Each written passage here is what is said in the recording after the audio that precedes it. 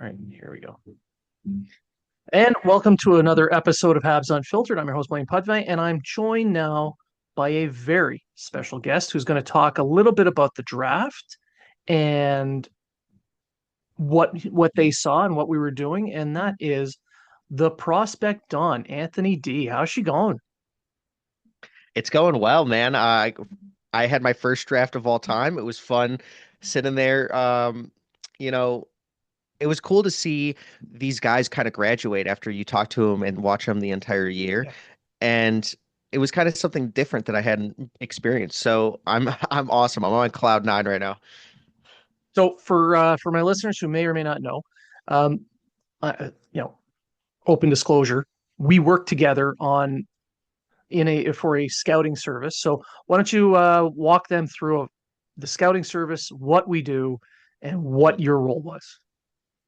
Yeah, so we work at Draft Prospects Hockey. I am the editorial manager and social media manager. So you could find us at Draft Pros Hockey at or Draft Pro Hockey on X, YouTube, Instagram. Find some of the clips over there. We are an independent scouting service that does rankings 4 times a year. We have a incredible Draft Pro guide that comes out every year. So definitely check that out. We just posted that a little bit before the draft, and we also have 2026 rankings on there, as well as some tidbits on the 2026 prospects. So, yeah, I feel like it's all really great. We have a mock draft simulator over there too. We're gonna do that next year as well. So it's just really fun website, and we have articles posting all the time. So definitely check us out over there. So I can't stress enough that people should be supporting draft prospects hockey as well. I mean, I full disclosure, it's not the only drafts guide that I work on, but it's the one I scout for. So Mhm. please do check that out. Um, so we're going to talk about the 2025 draft. You were there. Sadly, I was stuck on a ship in the middle of the Atlantic Ocean, so I couldn't make it uh, and missed out on all the fun. Can you walk us through how the first decentralized draft dragged on for a week and a half for the first round? Yeah. I could tell you a lot of people were disappointed. It came to the point, I'll talk about the second day a little bit. It came to the point where agents and teams just were not sending their players up to media anymore. They were just like, we're not doing this. We got Aiden Park, who was the second to last pick, and he was thrilled to be talking to the media. But that was the first one in about 2 hours. We were all talking together. Roger McQueen even came up again just to say hi to everybody on day two. And then Eric Nilsson came up with him. So we got him for a little bit, but it was to the point where people were asking me for interviews. And I'm like, guys, what are we doing here? Like, no, but it was so funny because the first day we had incredible, like, we had great food. It was definitely catered. Day two, it was popcorn and bags of Lay's. And a lot of people were very upset. A couple of them were like, they're trying to kill us here. And I'm like, guys, I love Lay's. Like, this is my cup of tea. They're giving us garlic dip. But other than that, it was cool to see for the first time that draft, but everybody was telling me that was not that was the good draft to start at because it gets my feet wet. But next year, the year after that, it's going to be completely different for you. It was kind of cool because some of the coaches were coming up to me, like Brandon from head coach of Michigan. He came and we talked, and he said that he knew who I was. He called me the prospect on, like it was very cool. Some of the families were coming up to me, and I didn't really know anybody knew who I was, so that was kind of cool. So my first draft experience was a dream, but the thing was everybody else was kind of upset about the decentralized draft. I didn't care. It was my first draft, but I Mhm. could totally see how this going from the sphere and then that could definitely be a little bit of a letdown because everybody was talking about how incredible the sphere was. So maybe we get a draft in, Montreal or Las Vegas next year, and maybe it's centralized. So I'm really excited for that. But other than that, it was awesome. I got to talk to like 80 prospects throughout the season. I talked to most of them at the draft, so it was really cool to see them again. They all remember every media member. It's like they have Mhm. incredible memory. So it was just kind of cool to see the graduation style, but I do not think decentralized draft is going to continue.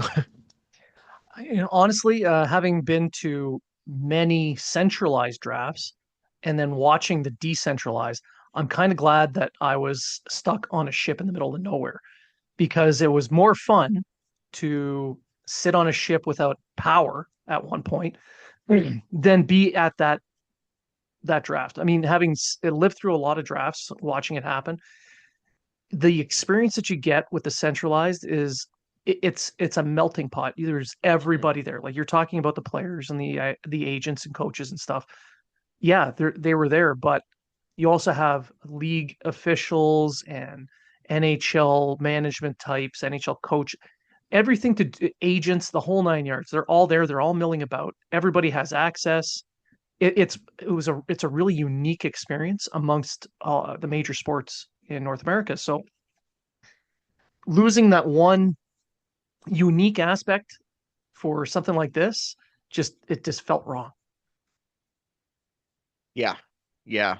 So hopefully they do go back to the centralized because I do think you're going to have a better fan turnout and a better fan experience because that 3.5, 4 hours of first round only. Oh my God. It was a lot. I stayed up and watched the whole thing. By the time it was done, for me, it was about 2 a.m. Wow. Yeah. So yeah, What yeah, pick did it you was a bit long. turn it off? Hmm? What pick did you turn it off? Oh no, I watched the whole thing. Oh, okay. Okay. Yeah, Yeah. yeah. Yeah. But my God, it took forever. But that doesn't mean that the draft wasn't important or didn't make an impact because teams went there with their hopes and dreams and their lists, and um, they came out with hopefully who they wanted to. Some of them did, some of them didn't. But I want to take a look at that a little bit. I want to start off with who you thought had probably the best weekend in that entire draft. Yeah.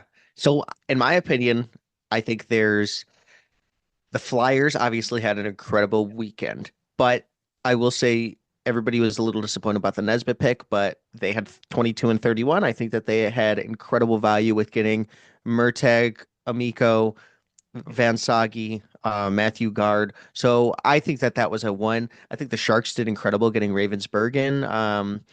At the back half of their pick, I think 30, and then they got Simon Wang, which Draft Pros is high on. I know Seth is high on too. He's talked my ear off on Wang a little bit. I mean, this guy's a big, good skater going to BU. I think that will he play 20 minutes a night at BU? I have no idea. If he does, it's an absolute steal. But the guy has absurd upside and he's very smart and did really well in the interviews at the combine. Another team that I really like was just what, the Predators did because I was pretty high on Cameron Reed as well as Riker Lee. I thought I mean, they took what my top goalie, which was Jack Ivankovic, and I Yeah. just really love this guy. His player comp was UC Saro, so I asked him about that. Like being in the same organization, he's very excited. I think that they had an overall great draft. I'm gonna say a steal of the draft was Justin Carbonneau to 19 to the Blues. I really liked that. Jacob Rombach also to the Predators was great. For the weekend, the Habs got the best player in the entire class. Um, because getting Dobson, which is going to be a top pair right-handed defenseman for your next 10 to 15 years, is going to be similar to the Matthew Schaefer type of potential early on. Matthew Schaefer is probably going to like not probably going to be, in my opinion, the better defenseman, but it's going to take him 3 to 5 years. The Habs are contending now. Like they got Zurovsky, who was what we talked about earlier when we got on, Mm. before we got on. Zurovsky was the player that they were going to take 16 and 17. Obviously, if they could have said that, but I have in like insider information that they would have said that or they would have taken him. So I like what the Blackhawks did getting Mason West, Vaslav Nestrasil after Anton Frandel because Anton Frandel is a very safe pick. You know he's going to play in your top six. Great shot, heavy shot, good vision, playmaking. He's not going to be the play driver because Victor Eklund was, who also was a steal of the draft for the Islanders, who I think was the winner of the class, but I'll get there in a second. And you have the Blackhawks who took couple couple big home run grand slam type of players at 6'6" with Mason West, Václav Nestrasil. They added Yeah. 13.2 feet. So I really liked that. And I before I talk about the Islanders, I want to talk about the Hurricanes, who consistently understand how to play a draft. It's about asset accumulation. When they went from 29 to they traded down to what 34. They got Mhm. 34 and 62. They kept 62, but they got 34. They traded and flipped it for 41 and 49. And then they got Frolov, who could have been a first round pick. They got just Frolov. Cam Robinson said that he could have been a first round pick. Shout out Cam Robinson, who spent a ton of the weekend with me. Just I was so excited to be talking to him, but he's an incredible person. They got Ivan Ryabkin, 62 overall, which I think that could have definitely been a top 40 pick. Obviously character concerns. He didn't do well at the combine, but I still really like him. I think that Charlie Serrato was a good pick. I think it was a little high, but if you're the Mhm. Hurricanes, I trust their scouting department because they just seem to hit on every player. At 67, you get Kerman Limitov. I really like this guy. He definitely could have been a top 50 player too. So I will go to the Islanders, who I will start with. Everybody knows Luca Romano. No, yeah, Luca Romano is one of my favorite players in the class. I love this kid. You get him at 74 overall. I think that it was his birthday, June 25th, so he was drafted on his birth week. Mhm. I talked to his family after the draft, like super excited to be on the Islanders, but he was like their fifth pick. So you have a scenario where now you get Daniil Prokhorov in the second round, which could have been a first round pick, very high upside. You get Matthew Schaefer and Victor Eklund and Kayshawn Aitchison. I get that you lost on Dobson, but if you're trying to do a quick retool, they Yeah. absolutely hit it out of the park. Kayshawn Aitchison is a out of 10, 4.5 skater. He's kind of worse than Porter Martone. That was from Stephen Ellis's words when he came on my podcast. But I will say Victor Eklund was the steal of the draft at 16, other than Lyndon Lakovich at 27. So I think they're both steals in their own right. But Victor Eklund is a player that's going to drive to the center or drive to the net time and time again, go to the center of the Mhm. ice, not afraid to get hit, playing in the or second Swedish league, but he was 161 pounds. Now he's 170. The only knock I will say on Victor Eklund is he failed the driver's test in Sweden 5 times. So maybe that's what put him down the board. No, but Matthew Schaefer's the star of the entire draft. So yes, it was the Yeah. Islanders. Yeah. In my opinion, he was the clear number one. And I do think the Islanders did fairly well considering what they already had in hand. So you're talking about a quick retool. They already had Cole Iserman, who's probably going to make the jump next year. Then you add Eklund, like you mentioned, but Prokhorov, that Russian forward. I talked about him in my draft preview show with Grant McCagg, and that's a kid that I think could become a very good, um, like second line power forward type of player. Which I mean, the Islanders haven't had something like that in a long time. So you put those guys together, yeah, plus whatever other assets they're going to end up getting.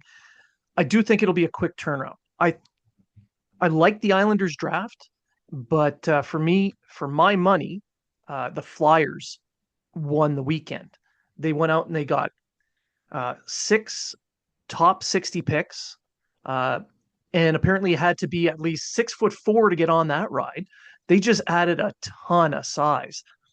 You were talking about Chicago adding size. These guys added what 200 feet. So Yeah. they really went Yeah. overboard with the size issue, uh, but it fits their style of play. The guys that they pick fit their style of play. And you were talking earlier about Carolina. Well, Carolina I think did extremely well because one of the kids that you had mentioned earlier on, um, I'm trying to find his name here again. Oh, Limitov. Yeah, so that's the kind of kid that fits in their system. That's why I like how they do their draft. They pick guys that fit the style that they want. In every single round, they go for those guys, whether they're, high on other people's lists or not. They focus on what fits them, and then they work on developing those players within their own system. And it seems to be working. They're constantly in the final four. So You can't argue results.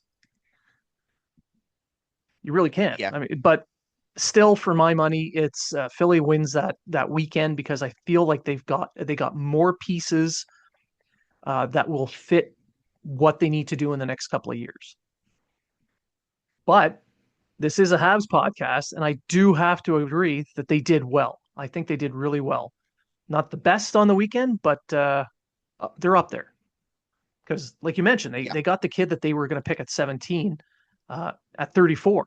They had to trade up to get that pick with Carolina, but they did it.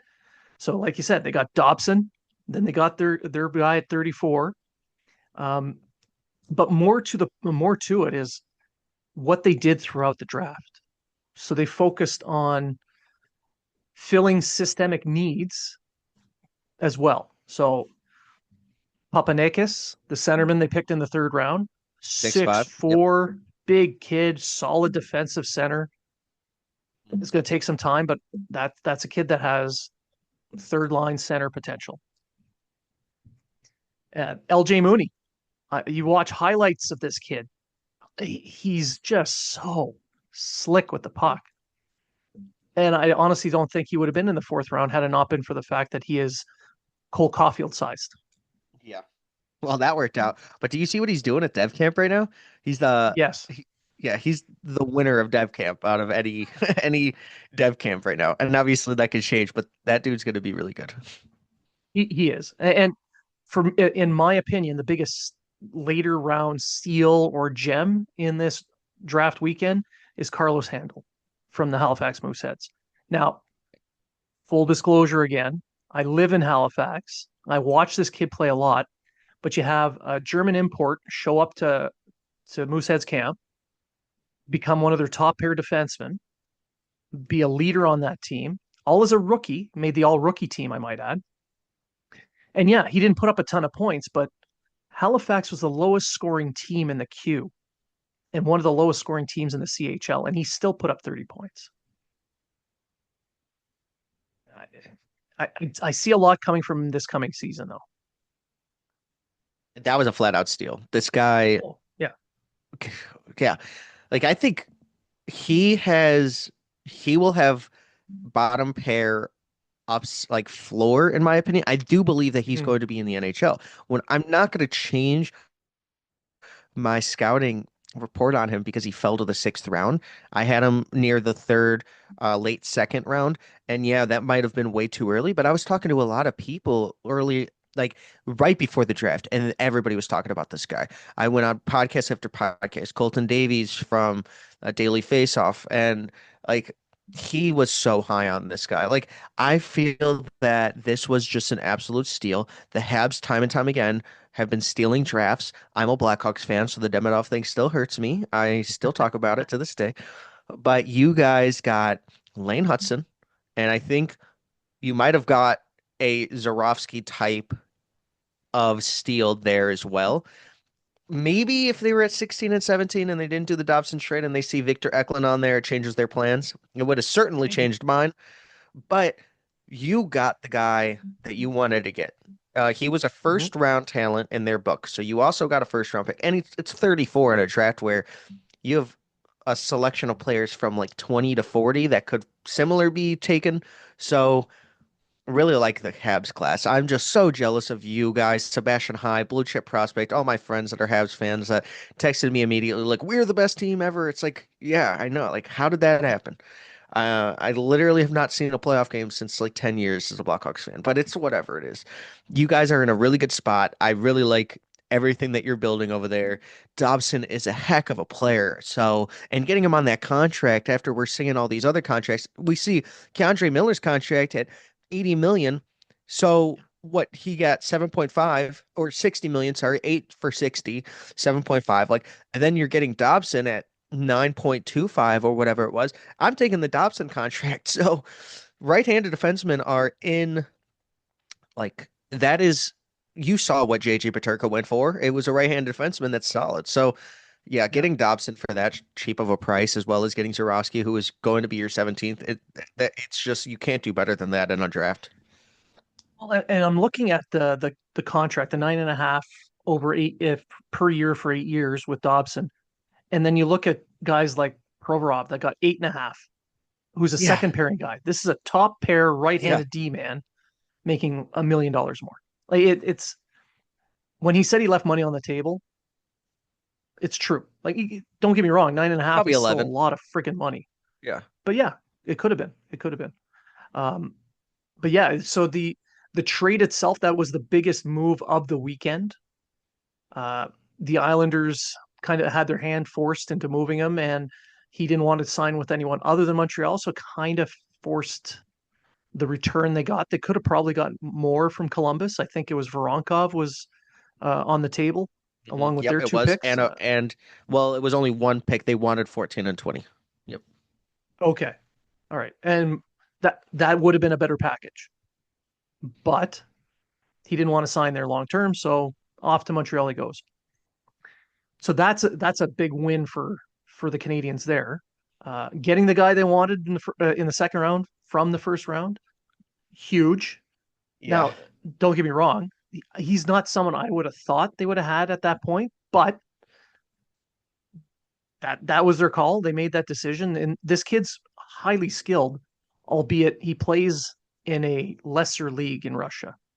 Like I think you watch some of what he does, it's impressive. Like he is just wired to try new things, hmm unique movements, unique patterns and approaches. Absolutely.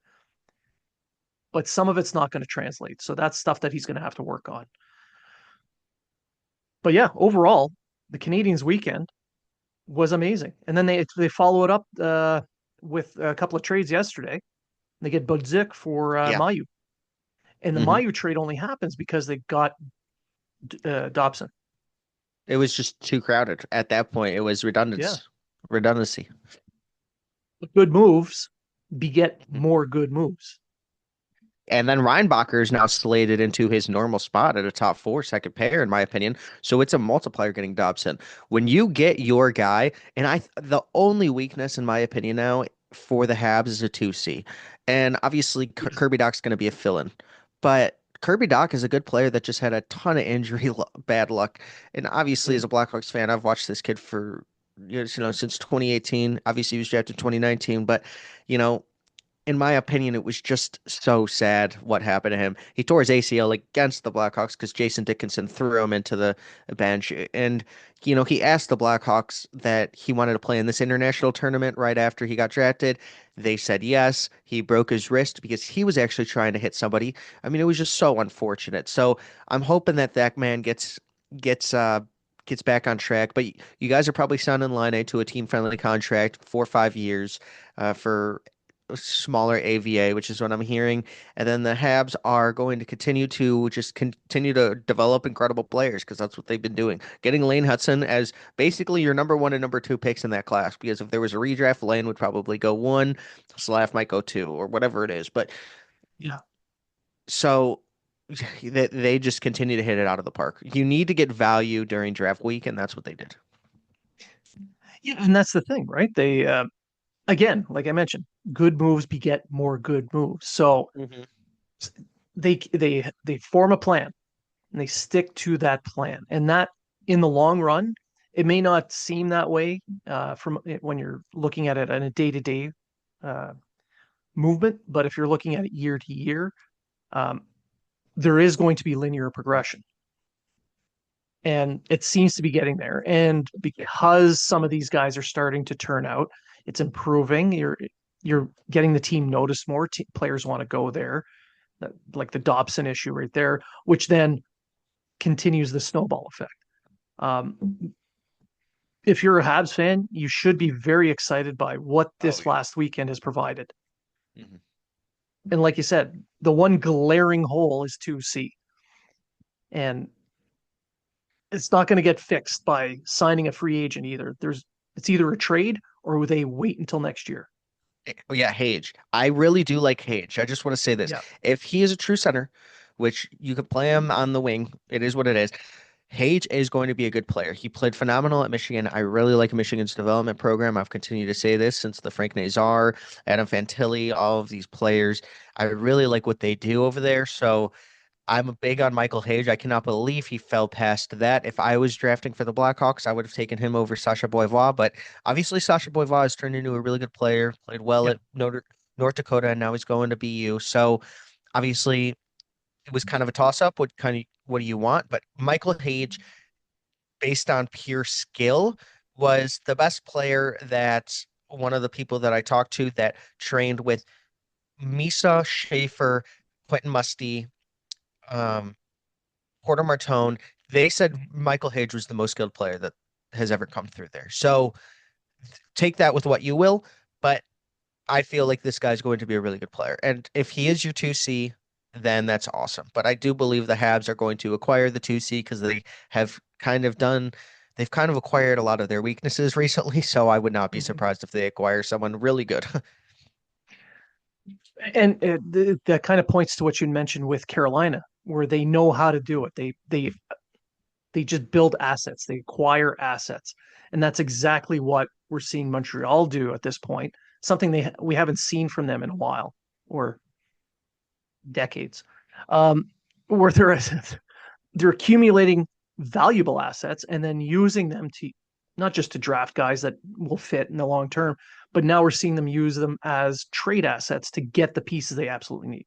So yeah, um, if Hage is the guy, then I mean, you have to trust what the Canadians management's thinking at this point because they haven't done a real bad decision at this point. Like yeah, like you mentioned with Doc, it's unfortunate that he's where he's at, but it's injuries, and you can't really predict that. And I know as a Blackhawks fan, you were probably upset to see him go. I was not actually. Uh, Like, well, I we mean, got Frank you did get a Nazar, good, but yeah, yeah. yeah, you got Nazar in return, which is a pretty good player. Yeah, yeah. A lot of people, I had him seventh ranked on my board. A lot of people I talked to had him sixth. We obviously Mhm. took Korchinski seven and then got him at 13. But that was more of the Islanders trade because you guys flipped. Um, what was Romanov. it? Romanov and or 13 Romanov, and then basically three team trade where we got 13 and you guys got Kirby Doc. And we also got Gavin Hayes, but he's kind of just a throw in, even though I do think he's going to be good, but it was 13 and 66. But at the end of the day, like Kirby Doc, you can't really foresee that. He's 6'4", a third overall pick. You guys were taking a shot. I think a lot of fans were Yeah. kind of happy about getting Kirby Doc back then because of the kind of upside he had. So you can't complain. And also, would you guys have taken a 5'9" center? I don't know. Like because you had just gotten Cole Caulfield. I don't think you guys even would have got Frank Nazar. So who knows? No, probably not. And I did. I talked to Frank on the in that draft year, interview him here for this podcast, and talked to him a few other times. He's a really really smart, thoughtful young man who highly skilled and he's highly motivated. But the size would have been a factor for Montreal because there's so many smaller players. In Chicago right now, I think in the long term, he'll do much better there. Yeah. He'll be more insulated, and his skill sets will be better put to use. And I I'm sure agree. he loves playing out of Chicago now. I Yeah. mean, how could you not? Madhouse on Madison, oof, gotta What love we're that. building, speed, Yep. smaller players recently, but now we're obviously trying to flip that. You get a power forward, basically. Like if we're talking about power forwards in the top five, I think Adam or Anton Frundell was the power forward. Even though he's smaller, he's 6'1". It wasn't Porter Martone because of the 6'3" size. He just didn't really have that in him. I mean, Roger McQueen was not a power forward. Players that I had um, Jake O'Brien was not a power forward. I think Anton Fernell is going to try to hit you as hard as you can. So in their designation of him, he would be the designated power forward, even though he's probably not. But we got two 6'5" players, like we had said. So yeah, Frank Nazar is in a good spot. Yeah, and if you're looking at like a power forward or like a gritty kind of player, I think Carter Bear was your go-to choice there. Yeah. And Detroit got themselves uh, someone that's going to really piss off. teams in the Atlantic. He's I he's a little love bit that kid. larger than Gallagher, and he plays the same kind of game. Hmm.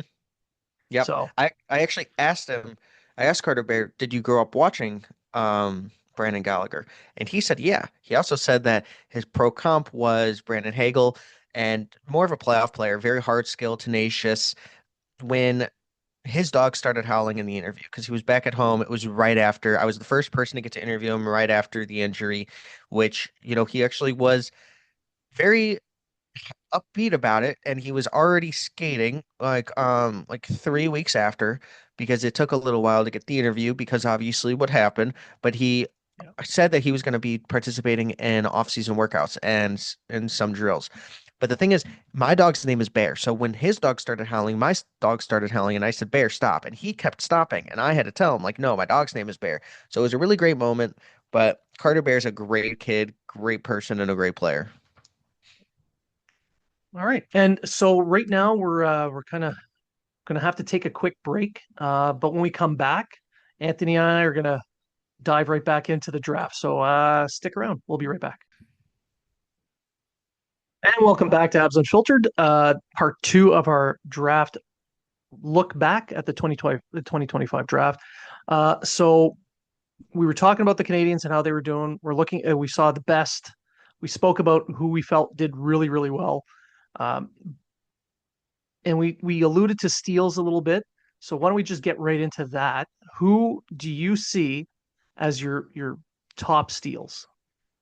Mhm. In the first round, I think that there's two. One of them is Victor Eklund that we touched on at 16. I think that was just really good value for the Islanders who needed to recoup value after their Noah Dobson trade, as well as my number one steal in the entire class is Lyndon Lakovich at 27. I love this guy, 6'4", WHL champion, but the thing was like this year in Moose Jaw, they didn't really have a good season. When he first joined the WHL, this guy was trying to dangle through multiple defenders, didn't really understand how to play a full 200-foot game. He kind of learned how to do that, especially once they got Savoy. Well, last year during that championship run, he told me that they were playing Fortnite till like 2 a.m. and they were beating teams 4-1 the next day. It was just like they weren't really trying. It didn't Yeah. seem like, you know, he was going to fall to 27, but a lot of people knocked his intensity, and I think that that's just a like a gross malpractice. Um, like it's just not the facts for Lyndon Lakovich. This guy plays very hard. What you're getting in Lyndon Lakovich is a guy that's going to work hard every single day, go out there, turn that notch on the intensity that you play in practice and in the games. Very skilled player. So the thing about that pick was that the Capitals got him. And if you've been watching what the Capitals have been doing recently, it's getting players that they shouldn't be getting in the ranges that they're drafting. I mean, Protas is one that comes to mind, but there's a list of players that the Capitals have been drafting the last few years that it's just like, how are they getting that player?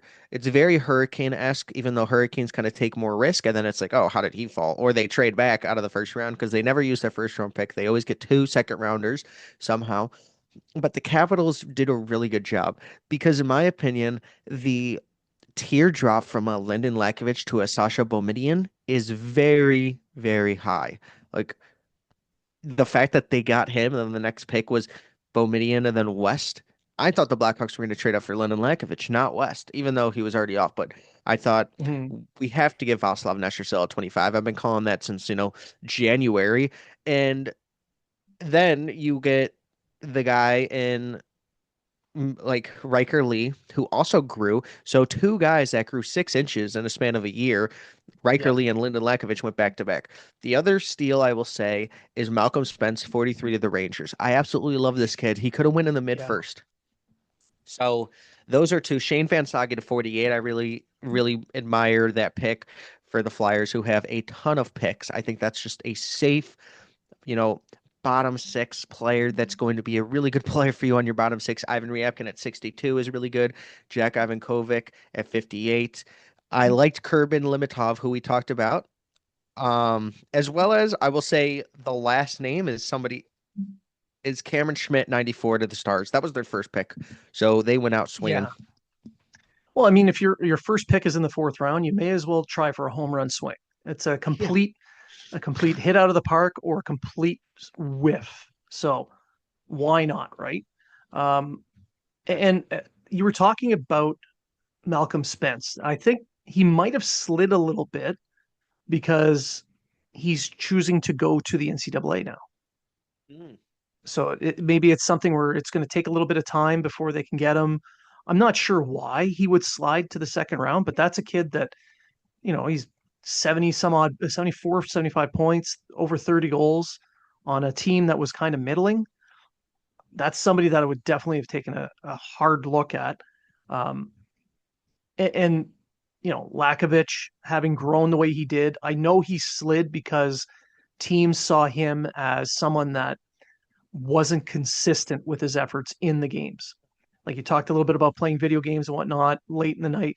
That's the kind of thing that a lot of teams look at and they cringe a bit. But I mean, he's 18. Of course, he's going to be playing video games. And will it improve? Will his consistency improve? I think so. I think he's going to become uh, what people what Washington thinks he will be. Because this is a kid who, like you said, he grew a ton quickly. It takes time to get recoordinated and find Mhm. find your niche again. So I really like that for Washington. It is a bit of a steal.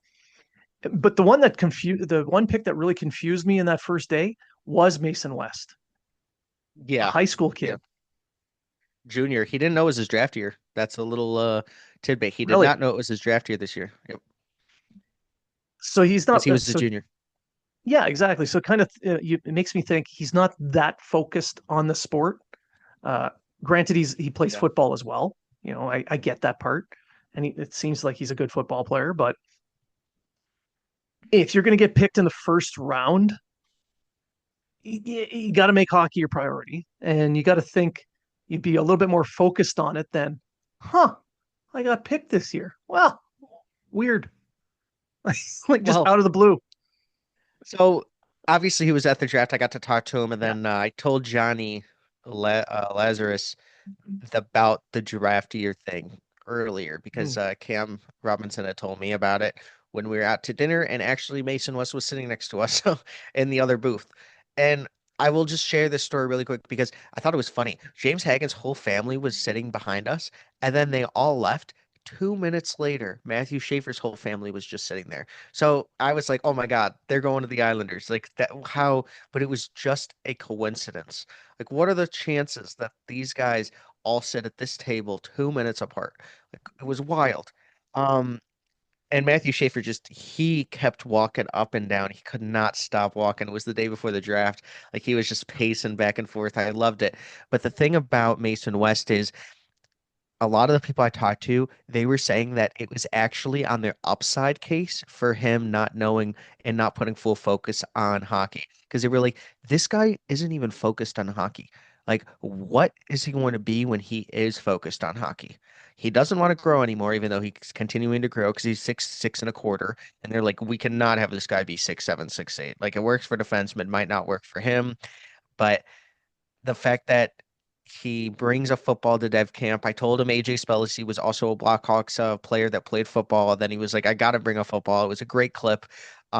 Every clip on TikTok I'm posting about Mason West is getting absurd views. Like one of them got 400,000 on a Mason West video, and then the other one, like he out of four out of my six biggest TikTok posts, they're all Mason West. This guy's an enigma. Like everyone loves him. Everyone wants to see about him, hear about him, because there's so much mystery. Basically, the Blackhawks just took a took that Family Guy mystery box. Could be a boat. It might be a boat, but it also could be a boat. Like they could have got a boat, but they traded two second round picks, like an early second round pick. They've traded five picks up and a fifth round pick for Mason Yeah. West. It might it might not work. And you know, he's a three-star QB, and if he has a good season his senior year, those NIL deals are coming. And you see what Cooper Flag got 13 million in his first year, then Matthew Schaefer got 9.25. Like, in my opinion, like obviously he said he's committed, but that's a lot of money. And it's just like, yeah, he's committed, but you're committed until you're not. I mean, Kyler Murray got drafted by the A's and then took the money and then had to pay it back. So, like, it's just tough. They didn't waste. They mortgaged 3 picks for that player. Yeah. Could it be an incredible hit? Yeah, he could be a top six player because of the skill set he has. Incredible passer. His hockey IQ is incredible.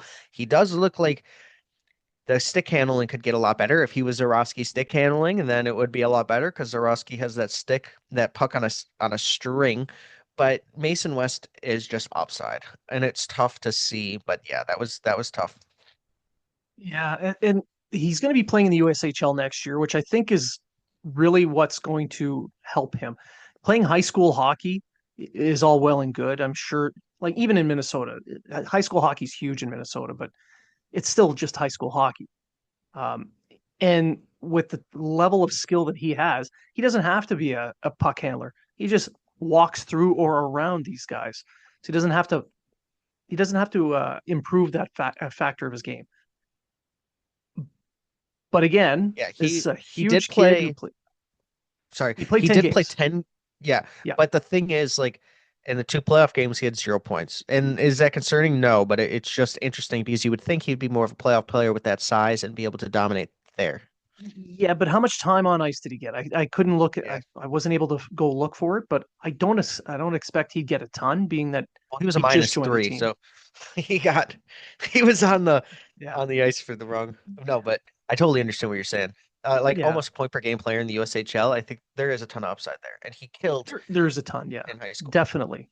But I've always been loath to pick high school players, but to trade up five picks to get them really says something what the Blackhawks are trying to do. They, they notice that they need some size up front.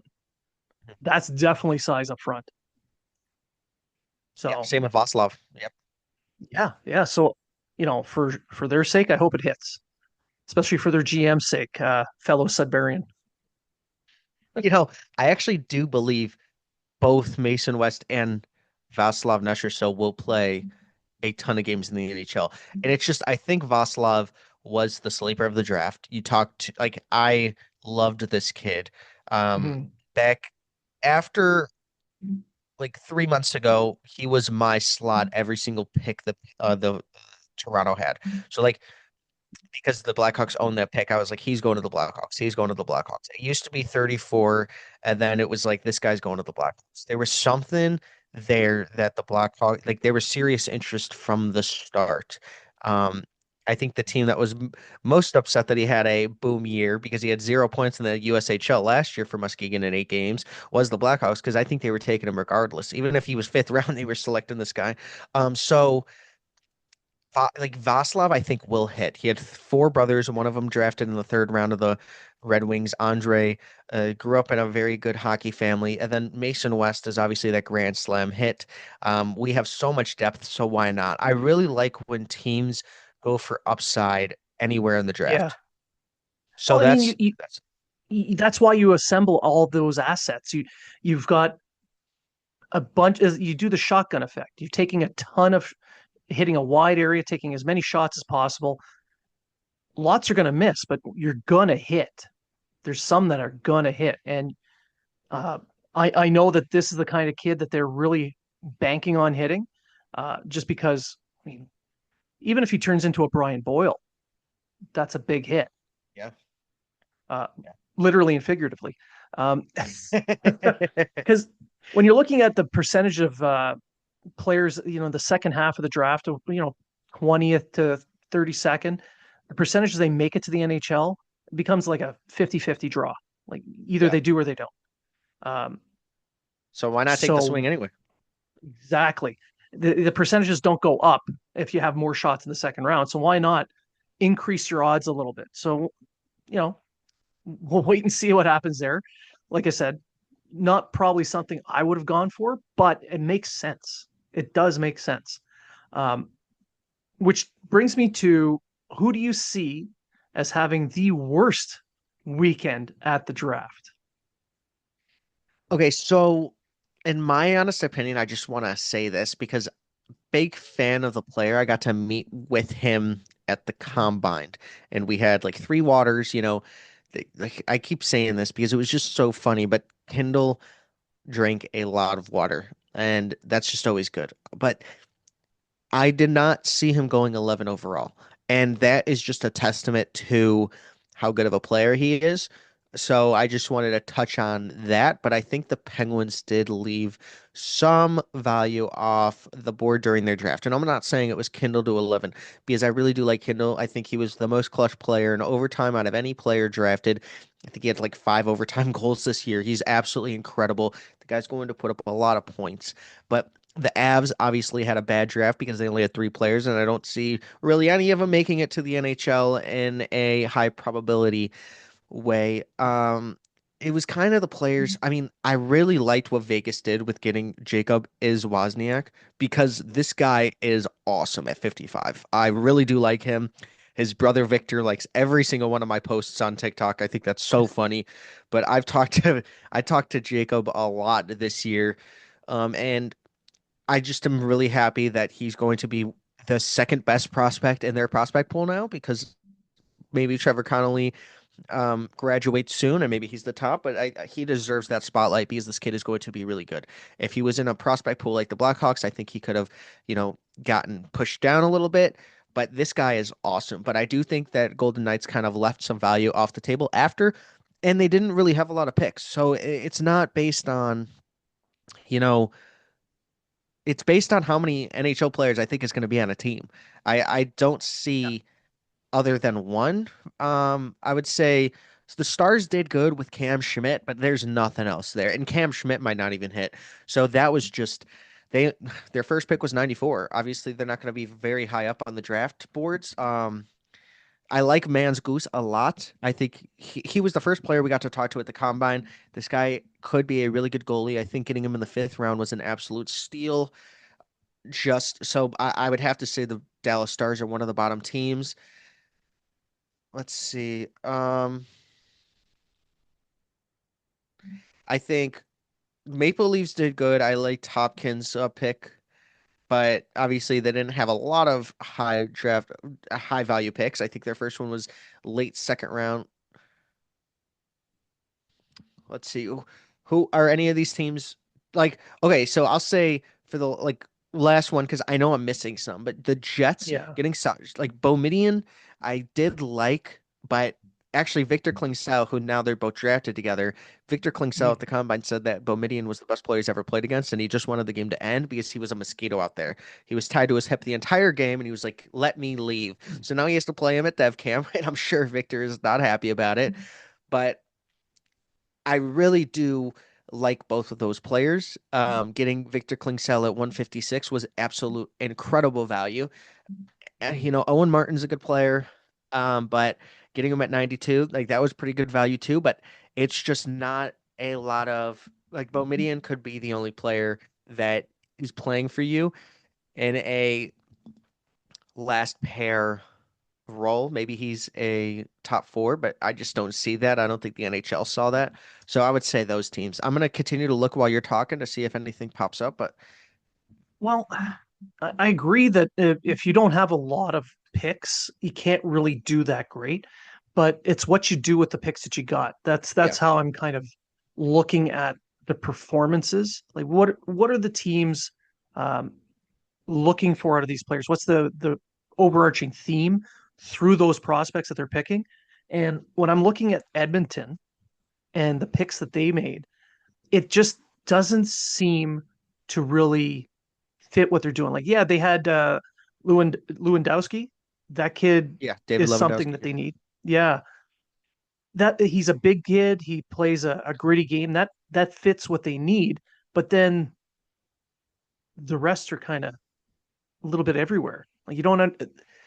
I I don't see what the draft plan was there. So to me, that they did probably the worst of the bunch. Um, the other one like you mentioned Toronto. I wasn't a fan of what they did at the draft. Like I just did not like the direction they took. They didn't have a ton of picks, by mind you, but Mhm. there was no home run swing. Like you're picking late. Try. Just try for something. That's Yeah, why that is a I, good I point. don't I don't put Dallas down there with them, even though they had like three picks. Every single time they went to the podium, they were they were hoping that this kid hits. They're taking a chance on the upside. I didn't see that with Toronto, so I would That is a put good point. them Yeah. above Toronto. I know Tyler Hopkins might be a fan favorite, and William Bell is pretty good value at 137, but like you said, it's not,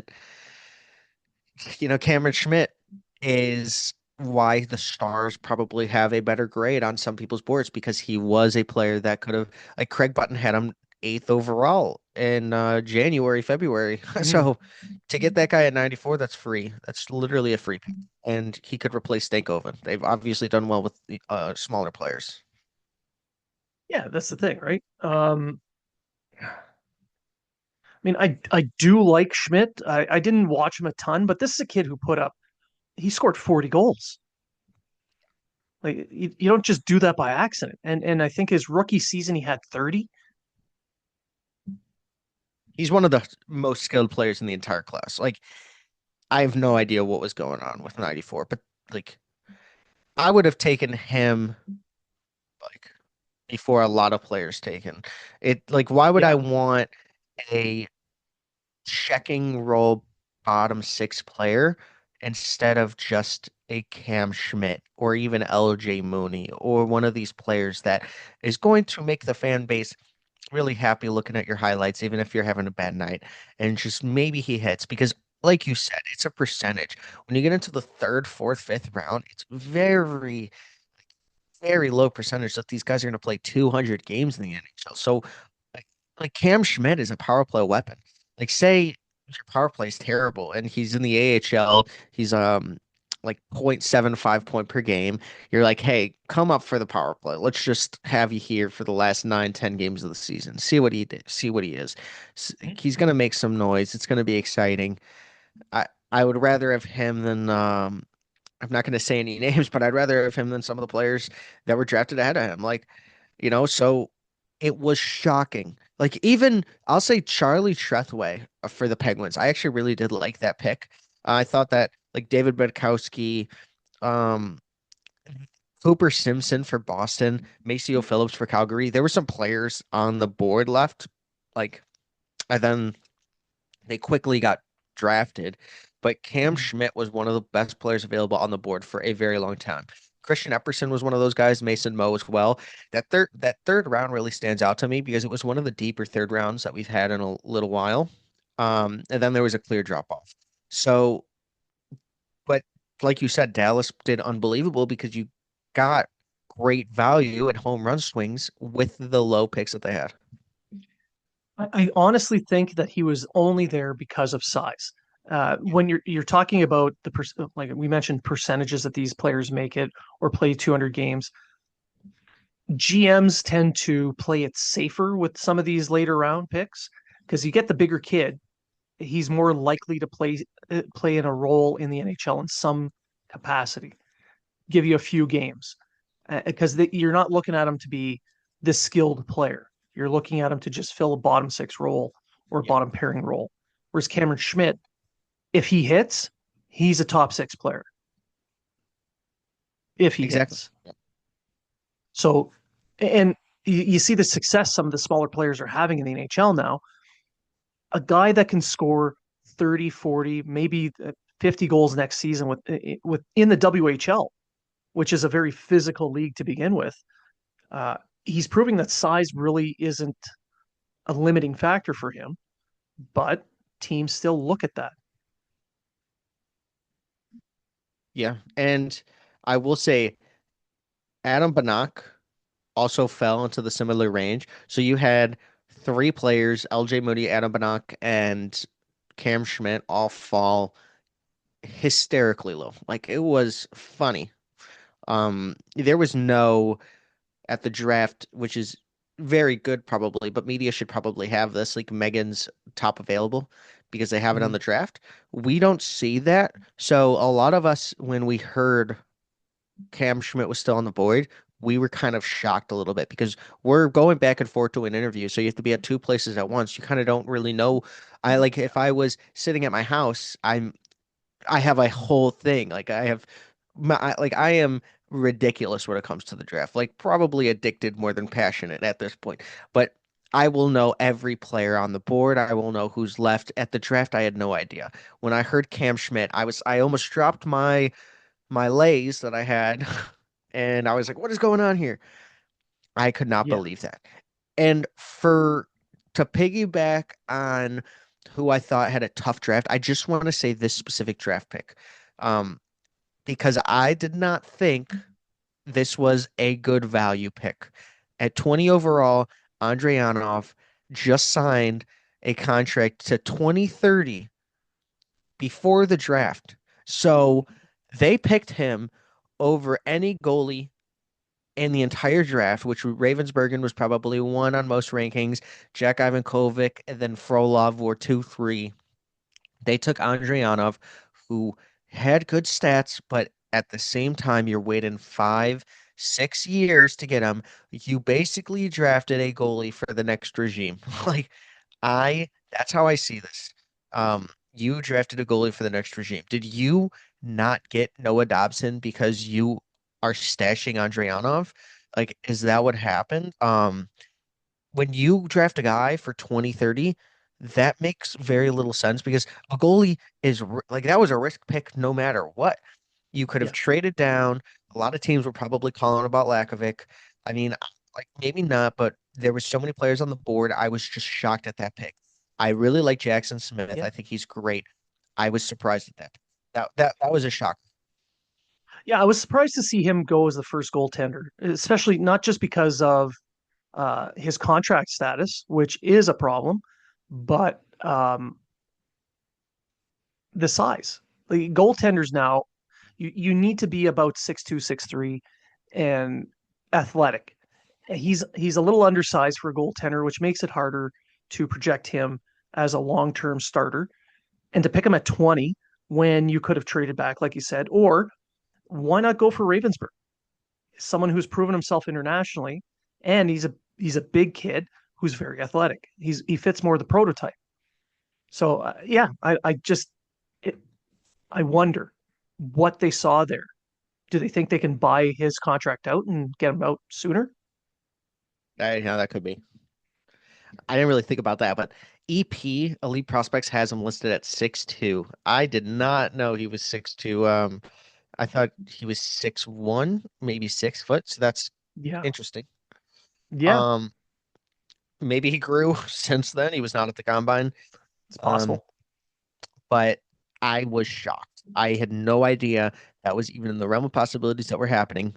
I know that he shocked teams at that showcase that they Dan Middlestein and them put on, Hmm. and there was a tweet out from Cam Robinson. I believe that he had said it was either going to be Frolov or Andrianov going in the first round. I, as well as a lot of other people, assumed it was Frolov. So the Andrianov pick was shocking to me because it was mid like 20th overall.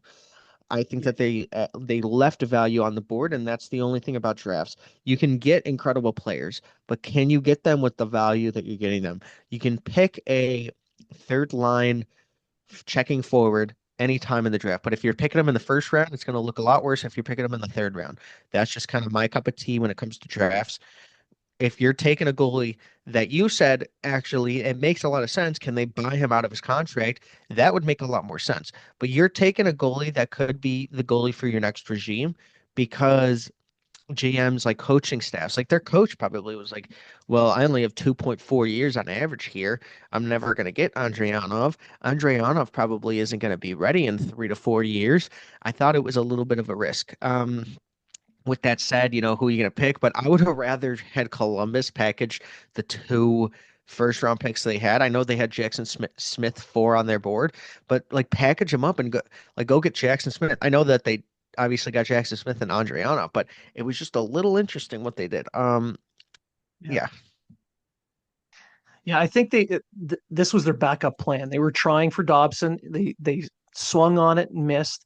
So they got Jackson Smith, who I think is going to be a very good defenseman for them in a couple of years.